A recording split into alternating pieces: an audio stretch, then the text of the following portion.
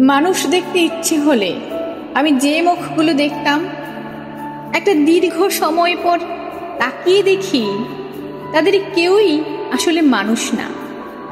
যাদেরকে মানুষ ভেবে এসেছি তাদের প্রত্যেকের মুখের উপরই ছিল এক একটা লং লাস্টিং মুখোশ।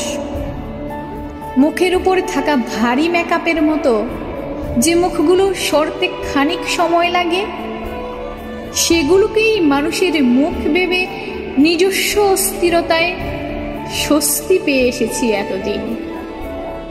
মানুষের সন্ধানে আমি বহু মুখ ঘুরেছি, কোথাও মেলেনি। বিনিময়ে পেয়েছি লং লাস্টিং মুখোশ। ভাবলাম এবারে নিজেকে দেখি। মাথা তুলে আয়নার সামনে দাঁড়াতেই জাগ্রত বিবেকের সাথে সজোরে ধাক্কা খেলাম। আমাকে ঘিরে মানুষের ভালো সব ভাবনা এবং একান্ত ব্যক্তিগত আমি, এই দুয়ের মধ্যে বিশাল ব্যবধান, বিস্তর ফারাক। মনে হলো অবিকল মানুষের মতো দেখতে আমিও এক মুখোশের মুখ।